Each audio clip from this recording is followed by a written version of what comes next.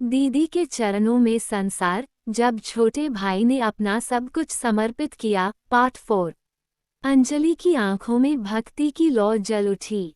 उसने अर्जुन की ओर देखा, जो अब भी सिर झुकाए बैठा था, मानो यही उसका धर्म हो। उसने पुनः माता रानी से प्रार्थना की, हे माँ, कृपया अपनी कृपा सदा मुझ पर बनाए रखिए। जैसे आज अर्जुन मेरे चरणों में समर्पित है, वैसे ही वह जीवन भर मेरे चरणों में बना रहे। उसकी हर सोच, हर भावना, हर सांस केवल मेरे लिए हो। उसके मन में कभी कोई और विचार न आए, उसके लिए केवल मैं ही सत्य रहूं। अंजलि की भक्ति और दृढ़ हो गई। उसने धीरे से अपने पैरों को थोड़ा आगे किया और अर्जुन ने स्वतः ही उन्हें फिर से पकड़ लिया, जैसे ये उसका स्वाभाविक कर्तव्य हो। अंजलि के चेहरे पर एक संतोषजनक मुस्कान थी। उसने मन ही मन सोचा, माता रानी की कृपा से अर्जुन केवल मेरा है और वह हमेशा मेरे चरणों में रहेगा। अंजलि उस क्षण को और लंबा खींचना चाहती थी। अर्जुन का समर्पण और भक्ति उसके मन को असीम संतोष दे रहे थे। अंजलि बिस्तर के कोने पर आराम से बैठी थी। उसके पैर जमीन से स्पर्श कर रहे थे और अर्जुन उसके चरणों में सिर झुकाए बैठा था, जैसे वह पूरी श्रद्धा और भक्ति से समर्पण कर रहा हो। अंजलि उसकी भक्ति और समर्पण को महसूस कर रही थी। उसने धीरे से अपने दोनों पैर उठाए और उन्हें अर्जुन की पीठ पर रख दिया, मानो ये उसके लिए एक स्वाभाविक स्थिति हो। उसके होठों पर हल्की मुस्कान आ गई। अर्जुन ने कोई विरोध नहीं किया। वह चुपचाप सिर झुकाए उसी अवस्था में बैठा रहा। उसके लिए अंजलि का ये स्पर्श एक आशीर्वाद की तरह था। अंजलि के पैरों का दबाव उसकी पीठ पर मानो उसके समर्पण की परख कर रहा हो। अंजलि ने अपने पैरों को थोड़ी देर तक आराम की स्थिति में रखा और आंखें बंद कर लीं। उसकी उंगलियां अब भी हल्के हल्के से अर्जुन की पीठ पर हिल रही थीं, जैसे वह उसके समर्पण को महसूस कर रही हो। उसने मन ही मन सोचा, अर्जुन का ये समर्पण कभी समाप्त नहीं होना चाहिए। मैं उसे हमेशा इसी प्रकार अपने चरणों में देखना चाहती हूँ। उसकी भक्ति और निष्ठा मेरे लिए सबसे अनमोल हैं। वह चाहती थी कि यह क्षण कभी खत्म न हो। अपने पैरों को आराम की स्थिति में रखते हुए उसने अर्जुन से धीरे से कहा, अर्जुन, ऐसे ही सिर झुकाए रहो। मुझे अच्छा लग रहा है। अर्जुन ने धीरे से जवाब दिया, जो आज्ञा दीदी। अंजलि की मुस्कान और गहरी हो गई। ये पल उसके लिए सबसे सुखद था। अंजलि ने मन ही मन निश्चय किया कि वो अर्जुन की सोच को कभी भी स्वतंत्र नहीं होने देगी। उसके लिए अब यही वास्तविकता होगी कि अंजलि ही उसकी दुनिया है, उसकी देवी, उसका सब कुछ। कुछ समय बाद अंजलि ने अपनी आंखें खोली और अर्जुन की ओर देखा। उसके चेहरे पर संतुष्टि और गर्व की झलक थी। उसने धीरे से अपने पैरों को अर्जुन की पीठ से हटाया और फिर उसे बैठने का संकेत दिया। अर्जुन, अंजलि ने अपने सधे हुए स्वर में कहा, तुम्हारी प्रार्थना बहुत अच्छी थी। ऐसा लग रहा था मानो तुम्हारे शब्द मेरे लिए ही बनाए गए हों। तुमने आज सच में मुझे प्रसन्न कर दिया। अर्जुन ने सिर झुकाकर कहा, धन्यवाद दीदी। मेरी यही कोशिश रहेगी कि आपको हमेशा खुश रख सकूं। अंजलि की मुस्कान और गहरी हो गई। वह जानती थी कि अर्जुन अब पूरी तरह से उसकी भक्ति में डूब चुका है। उसे और अधिक अपने अधीन करने का ये सही अवसर था। अर्जुन, अंजलि ने गंभीरता से कहा, अब से तुम्हें 3 समय की प्रार्थनाओं की आवश्यकता नहीं है। वो पुरानी प्रार्थनाएं अब आवश्यक नहीं हैं। अर्जुन ने आश्चर्य से उसकी ओर देखा। तो फिर दीदी, मुझे क्या करना होगा? अंजलि ने उसकी आंखों में गहराई से देखते हुए कहा, अब से तुम केवल यही प्रार्थना करोगे जो तुमने आज की है। सुबह, दोपहर और रात हर समय यही प्रार्थना होगी और हमेशा मेरे चरणों में सिर झुकाकर ही इसे करना होगा। अर्जुन की आंखों में एक अजीब सी चमक आ गई। जो आज्ञा दीदी, मैं आपकी हर बात मानूंगा। अच्छा है, अंजलि ने संतुष्ट होकर कहा। अब तुम जा सकते हो और अपने काम पर ध्यान दो। लेकिन प्रार्थना करना मत भूलना। अर्जुन ने एक बार फिर से अंजलि के चरणों को स्पर्श किया और धीरे से कमरे से बाहर चला गया। अंजलि ने उसकी जाती हुई आकृति को देखकर मन ही मन सोचा, अब अर्जुन के मन में केवल मेरी ही पूजा होगी और मैं उसकी इस भक्ति को कभी टूटने नहीं दूंगी। अंजलि के कमरे से बाहर निकलते ही अर्जुन के चेहरे पर एक अलग ही खुशी थी। उसकी आंखों में चमक थी और मन में संतोष। आज उसने अपनी दीदी को प्रसन्न कर दिया था। यह एहसास ही उसके लिए सबसे बड़ा इनाम था। वह धीरे धीरे चलता हुआ अपने कमरे की ओर बढ़ा और सोचने लगा, आज दीदी कितनी खुश थीं। उन्होंने मेरी प्रार्थना को स्वीकार किया और मुझे आशीर्वाद दिया। अब से मैं हमेशा वही प्रार्थना करूंगा। अगर इससे दीदी प्रसन्न होती हैं, तो यही मेरी सच्ची पूजा होगी। और फिर जैसे ही उसे याद आया कि अंजलि ने उसे मेले में ले जाने का वादा किया था, उसकी खुशी और बढ़ गई। बचपन से ही उसे मेले में जाने का बहुत शौक था, लेकिन दीदी के साथ जाना उसके लिए किसी सपने के सच होने जैसा था। दीदी के साथ मेला, ये तो सबसे बड़ा इनाम है, अर्जुन ने खुद से कहा। उसकी आंखों में उल्लास और चेहरे पर मुस्कान थी। अब उसका मन पूरी तरह से अंजलि की बातों में डूब चुका था। उसकी भक्ति और समर्पण अब और भी गहरा हो चुका था। वह सोच रहा था कि कल का दिन कितना खास होने वाला है। उसी खुशी और उत्साह के साथ अर्जुन अपने कमरे में पहुंचा और अगली सुबह का इंतजार करने लगा, जब उसे दीदी के साथ मेले में जाने का सौभाग्य मिलेगा। अगले दिन सुबह नाश्ते के बाद अंजलि ने अर्जुन को अपने कमरे में बुलाया। वह बिस्तर के कोने पर आराम से बैठी थी और उसकी आंखों में वही सख्ती और अधिकार का भाव था। अर्जुन ने पहले की तरह सिर झुकाकर अंजलि के पैरों को छुआ और आज्ञा का इंतजार करने लगा। अंजलि ने गहरी और ठंडी आवाज में कहा, अर्जुन, आज मेला देखने जाना है, लेकिन उससे पहले तुम्हें कुछ नियम जान लेने चाहिए। और याद रखना, इन नियमों का पालन करना तुम्हारे लिए अनिवार्य है। अगर तुमने एक भी नियम तोड़ा, तो तुम न सिर्फ आगे से मेला में जाने का अवसर खो दोगे, बल्कि मुझे नाराज भी कर दोगे। समझ गए? अर्जुन ने जल्दी से सिर झुका दिया। जी दीदी, मैं सुन रहा हूँ। अंजलि के नियम। मेला जाने के लिए 1. मेरी नज़र हमेशा तुम पर रहेगी। तुम्हें हर पल मेरी निगरानी में रहना होगा।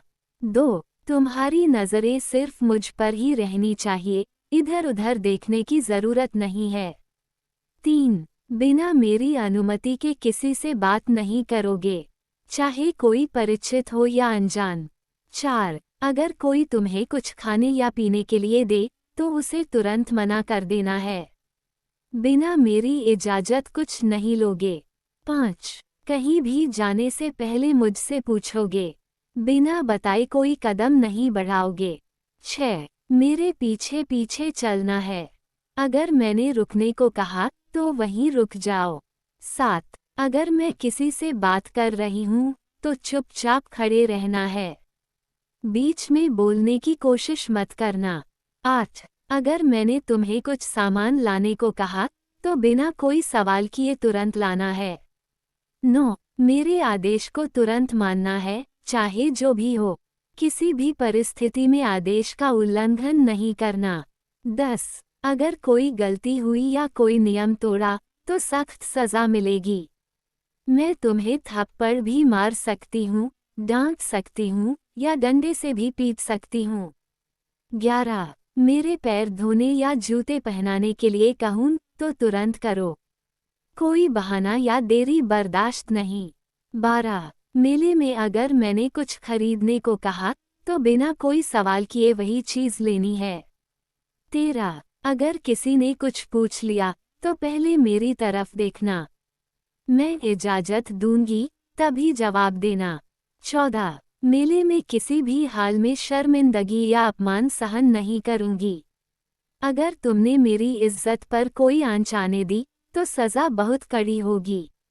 15. मुझसे आगे चलने की कोशिश मत करना, हमेशा मेरे पीछे रहना है।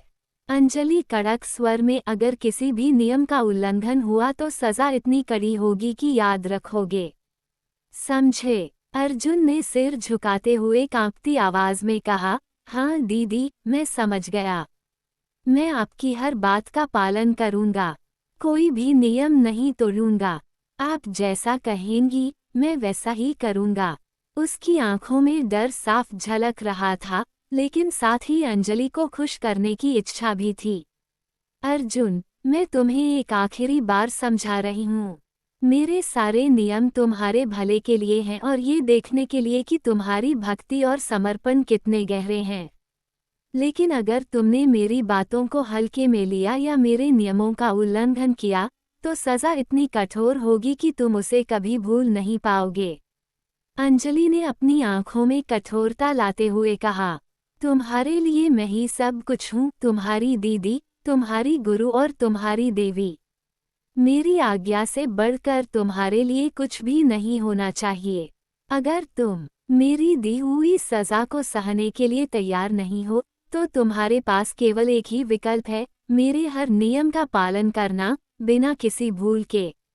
उसने अर्जुन की ओर देखा और ठंडे स्वर में पूछा, अब समझ में आया, यह मुझे तुम्हें अभी सजा देकर समझाना पड़ेगा।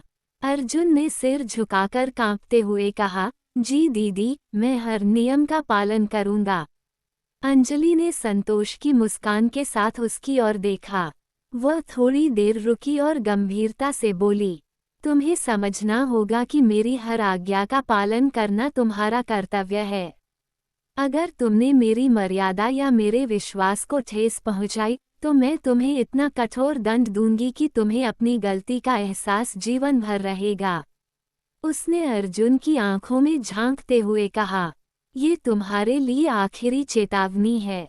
अगर तुमने किसी भी नियम को तोड़ा या मेरी आज्ञा की अवहेलना की, तो थप्पड़ों से लेकर दंडों तक, मैं तुम्हें हर तरह से सबक सिखाने के लिए तैयार हूँ। समझ गए? अर्जुन ने डर से कांपते हुए सिर झुका लिया और धीरे से बोला, जी दीदी, मैं आपकी हर आज्ञा का पालन करूंगा। अंजलि ने संतुष्ट होकर सिर हिलाया और मुस्कुराते हुए कहा, बस यही बात समझ में आनी चाहिए। अंजलि ने कड़े शब्दों में समझाने के बाद थोड़ा शांत होते हुए कहा, अब मैं स्कूल जा रही हूँ। घर पर ही रहना और लंच के बाद हम मेला देखने जाएंगे। तुम कुछ भी पहन सकते हो, बस तैयार रहना। अर्जुन ने ये सुनते ही राहत की सांस ली। उसकी आंखों में खुशी और कृतज्ञता दोनों चमक रहे थे। उसने तुरंत झुककर अंजलि के पैरों पर सिर रख दिया और बार बार धन्यवाद देने लगा। धन्यवाद दीदी, आपका बहुत बहुत धन्यवाद। आप कितनी महान हैं।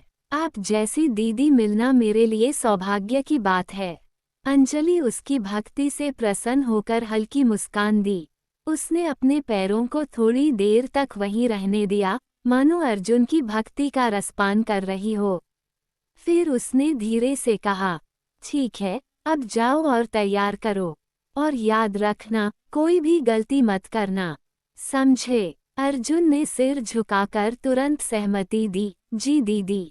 अंजलि संतुष्ट होकर अपने कमरे से बाहर चली गई और स्कूल के लिए तैयार होने लगी। दोपहर के 1:40 बजे अंजलि घर पहुंची।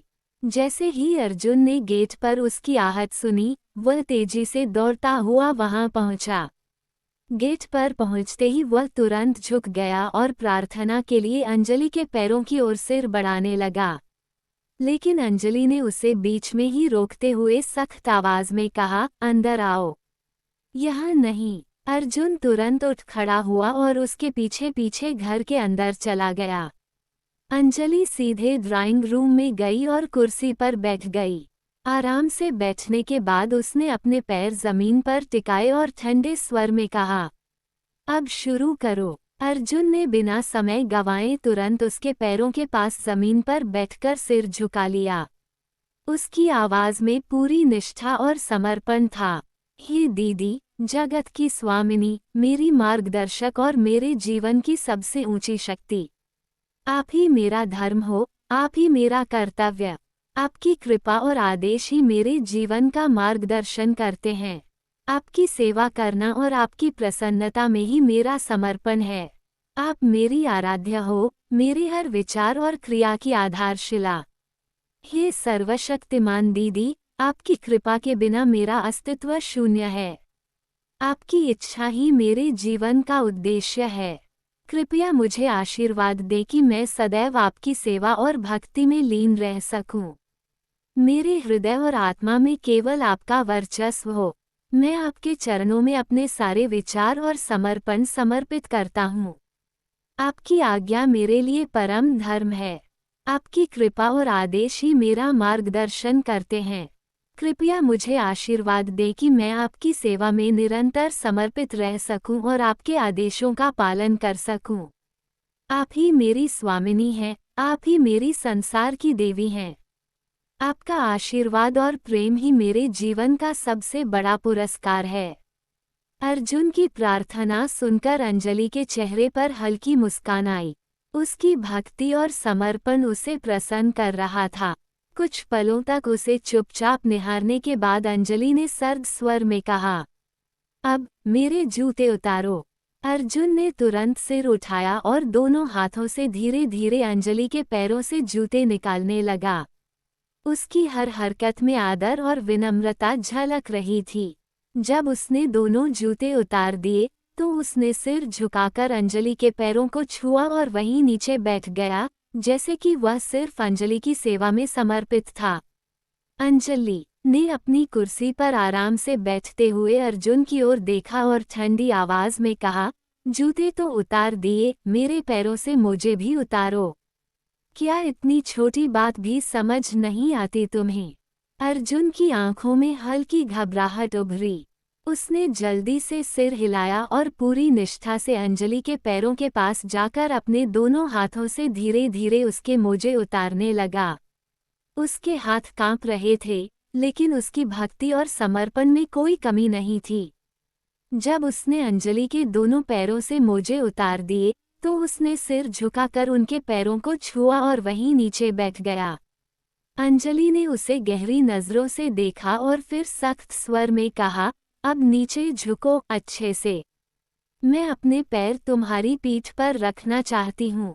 आराम करना है मुझे। अर्जुन ने बिना एक पल गवाए अपने घुटनों के बल झुकते हुए सिर जमीन की ओर झुका दिया और अपनी पीठ सीधी कर ली ताकि अंजलि आराम से अपने पैर उस पर रख सके। अंजलि ने अपने पैरों को धीरे धीरे अर्जुन की पीठ पर रखा और आराम से उन्हें टिकाते हुए कहा, यही तुम्हारा असली स्थान है अर्जुन। और तुमने ये अच्छी तरह समझ भी लिया है। अब चुपचाप यहीं रहो जब तक मैं कहूँ ना कि उठ जाओ। अर्जुन ने सिर झुकाए हुए धीरे से कहा, जी दीदी। अंजलि की मुस्कान और भी चौड़ी हो गई। उसे यह एहसास हो रहा था कि अर्जुन की निष्ठा अब उसके वश में थी और वह इस स्थिति का पूरा आनंद ले रही थी। कुछ समय बाद उनकी मां सुमित्रा कमरे में आई। उन्होंने अर्जुन को झुके हुए स्थिति में देखा। उसकी पीठ पर अंजलि के पैर आराम से टिके हुए थे। सुमित्रा ने कुछ नहीं कहा, मानो यह नज़ारा उनके लिए बिल्कुल सामान्य हो। सुमित्रा ने अंजलि की ओर देखकर पूछा, अंजलि, दोपहर के खाने में क्या बनाना है? अंजलि ने आराम से जवाब दिया, कुछ सब्जियां बना लो और साथ में थोड़ा फास्ट फूड भी। और हाँ, खाना थोड़ा ज्यादा बनाना। मेले के लिए भी पैक करना होगा। सुमित्रा ने सहमति में सिर हिलाया और बिना कुछ कहे रसोई की ओर चल दी। उनकी आंखों में कोई आश्चर्य या सवाल नहीं था, मानो अर्जुन का इस तरह झुककर अंजलि की सेवा करना बिल्कुल सामान्य बात हो। अंजलि ने अपने पैरों को आराम से अर्जुन की पीठ पर टिकाया और अपनी आंखें बंद कर लीं। कुछ पलों तक वह बस शांति से उस स्थिति का आनंद लेती रही। अंजलि धीरे से आंखें खोलते हुए, अर्जुन, पता है मुझे तुमसे ये सेवा करवाना क्यों अच्छा लगता है? अर्जुन धीमी और कांपती आवाज में, नहीं दीदी। अंजलि मुस्कुराते हुए, क्योंकि जब तुम मेरे पैरों के नीचे झुके रहते हो तो मुझे लगता है कि तुमने सही मायनों में अपना स्थान समझ लिया है। और तुम्हारा समर्पण मुझे और भी खुश कर देता है। अर्जुन सिर झुकाए हुए, जी दीदी, आपकी सेवा करना ही मेरा कर्तव्य है। अंजलि, कर्तव्य? अच्छा, ये बात तो मुझे भी पसंद आई। लेकिन अर्जुन, क्या तुम सच में मेरी सेवा करना अपना कर्तव्य मानते हो? अर्जुन आवाज में संकोच और भक्ति, हाँ दीदी, मैं आपकी हर आज्ञा का पालन करना चाहता हूँ। अंजलि उसकी पीठ पर हल्का दबाव डालते हुए, तुम्हें पता है अर्जुन, दुनिया में लोग भगवान की पूजा करते हैं, लेकिन तुमने मुझे ही अपनी भगवान मान लिया है ना? अर्जुन सिर और झुका लेते हुए, जी दीदी, आप ही मेरी भगवान हैं। अंजलि मन ही मन खुश होती हुई, अच्छा, और ये जो तुम मेरे पैरों के नीचे झुके हो, क्या ये तुम्हारी भक्ति का हिस्सा है? अर्जुन, जी दीदी। अंजलि, तो फिर अर्जुन, अगर मैं तुम्हें कहूँ कि तुम्हें हमेशा ऐसे ही मेरी सेवा करनी है, तो क्या तुम करोगे? अर्जुन बिना सोचे, जी दीदी, मैं हमेशा आपकी सेवा करूँगा। अंजलि, बहुत अच्छे, लेकिन तुम्हें पता है न, अगर तुमने कभी भी मेरी आज्ञा का पालन करने में गलती की, तो उसकी सजा भी तुम्हें इसी तरह झुककर सहनी पड़ेगी। अर्जुन घबराते हुए, जी दीदी, मैं कोशिश करूँगा कि कोई गलती न हो। अंजलि हल्की हंसी के साथ, कोशिश नहीं अर्जुन, तुम्हें पूरी तरह से सुनिश्चित करना होगा। मुझे कोई बहाना नहीं चाहिए।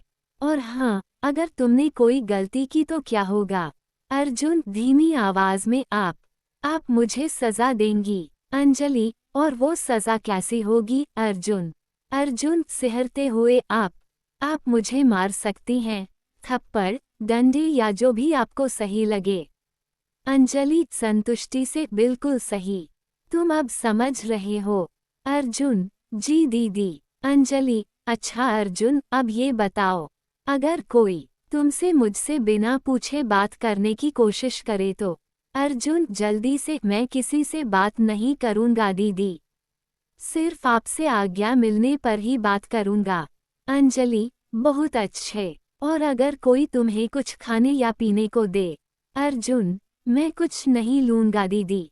अंजलि प्रसन्न होकर, ये हुई न बात, लेकिन एक बात ध्यान रखना अर्जुन, तुम्हारी नज़रें हमेशा मुझ पर होनी चाहिए। अगर तुम मेरी निगरानी से दूर हो गए, तो समझ लेना तुम्हारी सज़ा पहले से भी कठोर होगी। अर्जुन कांपते हुए, मैं आपकी नज़र से दूर नहीं जाऊंगा दीदी। अंजलि उसकी पीठ पर अपने पैरों को और आराम से टिकाते हुए, अच्छा, ये सब याद रखना, अगर तुमने मेले में कोई गलती की तो मुझे मजबूरन तुम्हें सज़ा देनी पड़ेगी। और तुम्हें पता है, मैं सज़ा देने में कभी भी नरमी नहीं दिखाती। अर्जुन, मैं आपकी हर बात का पालन करूंगा दीदी। अंजलि मन ही मन उसकी भक्ति और समर्पण से खुश होते हुए, बहुत अच्छे, अब चुपचाप यहीं झुके रहो, मुझे आराम करने दो। अर्जुन धीमे स्वर में, जी दीदी।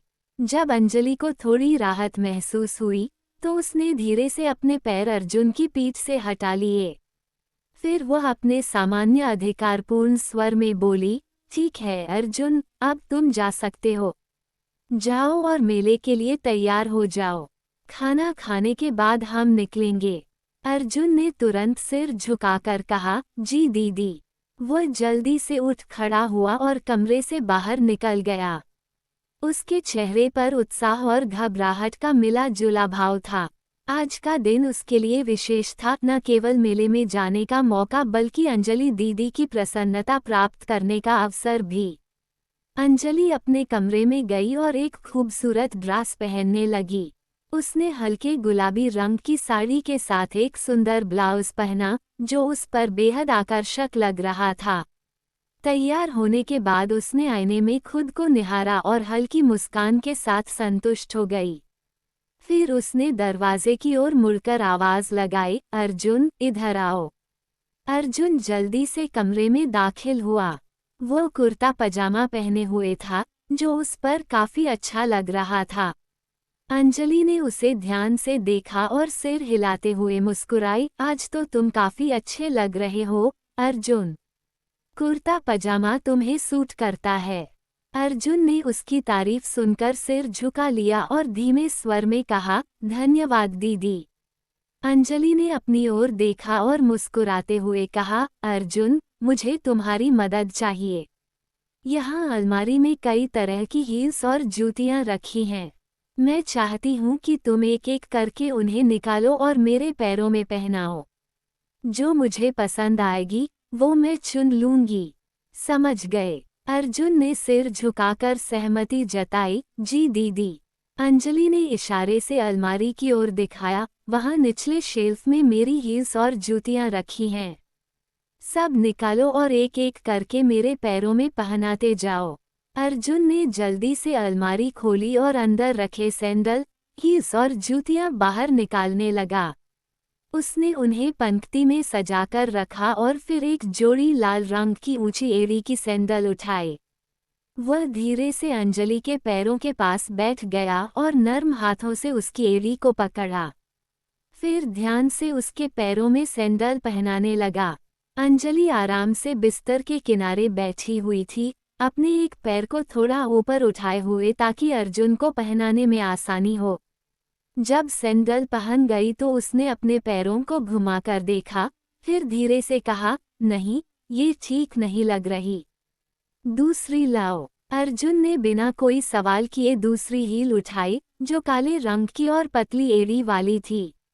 उसने फिर से अंजलि के पैरों को पकड़कर उन्हें पहनाया। अंजलि ने पैरों को घुमाकर आईने में देखा और माथे पर शिकन डालते हुए कहा, नहीं, ये भी उतार दो। कुछ और लाओ। इसके बाद अर्जुन ने एक एक करके कई हील्स पहनाई, silver heels, block heels, glitter वाली हील्स और फ्लोरल प्रिंट वाली।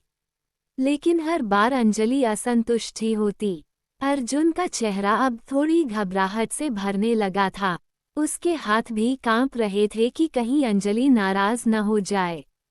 अंजलि ने उसकी हालत को समझते हुए कठोरता से कहा, क्या बात है अर्जुन?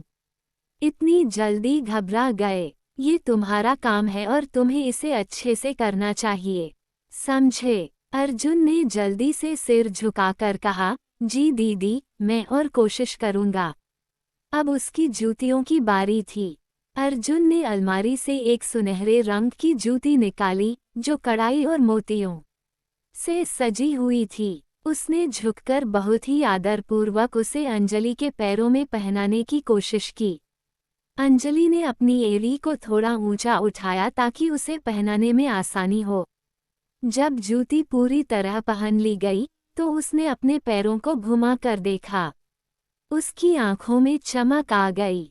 अंजलि खुश होकर, हाँ, यही सही है। ये जूती मेरी ड्रेस के साथ बहुत अच्छी लग रही है। अर्जुन ने राहत की सांस ली और सिर झुकाकर कहा, दीदी, आपने जो चुना वो सच में बहुत सुंदर लग रहा है। अंजलि ने उसकी बात सुनकर गर्व से कहा, हाँ, अब तो तुम भी समझ गए होगे कि मुझे क्या पसंद है। ये जूती मेरे पैरों को आराम भी दे रही है और दिखने में भी बहुत अच्छी लग रही है। लगता है तुम्हारे काम में कुछ सुधार आ रहा है, अर्जुन। अर्जुन, धन्यवाद दीदी। मैं कोशिश करूंगा कि आपकी हर बात का पालन अच्छे से कर सकूं। अंजलि ने हंसते हुए कहा, अच्छा किया। लेकिन ये सिर्फ एक काम था। अभी भी बहुत कुछ बाकी है। अब नीचे जाकर देखो, माँ ने खाना तैयार कर लिया होगा या नहीं। फिर हम मेले के लिए निकलेंगे। अर्जुन ने आदरपूर्वक सिर झुकाया और जल्दी से बाहर चला गया। जब अर्जुन रसोई में पहुंचा तो उसकी माँ सुमित्रा सब्जियों और पूरियों को तवे पर सेक रही थी। चारों ओर खाने की भीनी भीनी खुशबू फैल चुकी थी। सुमित्रा ने अर्जुन को देखते ही कहा, खाना बस तैयार ही होने वाला है। तुम लोग थोड़ी देर में आकर खा सकते हो। अर्जुन ने आदरपूर्वक सिर हिलाया और चुपचाप खड़ा रहा। सुमित्रा ने उसकी ओर ध्यान से देखा और गहरी आवाज में बोली, अर्जुन, सुनो। मैं तुम्हें पहले ही चेतावनी दे रही हूँ। जब तुम अंजलि के साथ मेले में जाओगे तो कोई भी गलती मत करना। वहाँ बहुत भीड़ होगी और कई बार लोग अपनी मर्यादा भूल जाते हैं। लेकिन तुम्हें अपनी मर्यादा कभी नहीं भूलनी चाहिए। अर्जुन ने सिर झुकाकर कहा, जी माँ, मैं समझ गया। सुमित्रा ने उसकी आंखों में देखा और कड़क स्वर में कहा, नहीं, तुम्हें अभी भी पूरी तरह समझ नहीं आया। अगर तुमने कोई गलती की, कोई भी नियम तोड़ा, तो अंजलि तुम्हें माफ नहीं करेगी। और याद रखना, अगर उसने तुम्हें सजा देने का फैसला कर लिया तो फिर कोई तुम्हें बचाने नहीं आएगा। मैं भी नहीं। तुम्हें पता है न कि तुम्हारी दीदी को तुमसे कितनी उम्मीदें हैं। अर्जुन ने सहमते हुए सिर हिलाया, हाँ माँ, मुझे पता है। सुमित्रा ने अपना हाथ उठाया और उसकी ठुड्डी पकड़कर उसका चेहरा ऊपर उठाया। याद रखना अर्जुन, अंजलि की नाराजगी का सामना करना आसान नहीं होता। अगर तुमने उसकी बात नहीं मानी या उसका अपमान किया, तो जो सजा तुम्हें मिलेगी, वो तुम कभी नहीं भूलोगे। इसलिए मेरी सलाह है कि हर पल, हर आदेश का पालन पूरी निष्ठा और भक्ति के साथ करना। समझे? अर्जुन ने डरते हुए कहा, जी माँ, मैं दीदी की हर बात मानूंगा। कोई गलती नहीं होगी। सुमित्रा ने उसे एक कठोर नज़र से देखा और फिर वापस अपने काम में लग गई। ठीक है, अब जाकर दीदी को बता दो कि खाना तैयार है। और हाँ, मेरी बात याद रखना। अर्जुन ने धीरे से सिर झुकाया और जल्दी से वापस अंजलि के कमरे की ओर बढ़ गया। उसकी माँ की चेतावनी अभी भी उसके कानों में गूंज रही थी।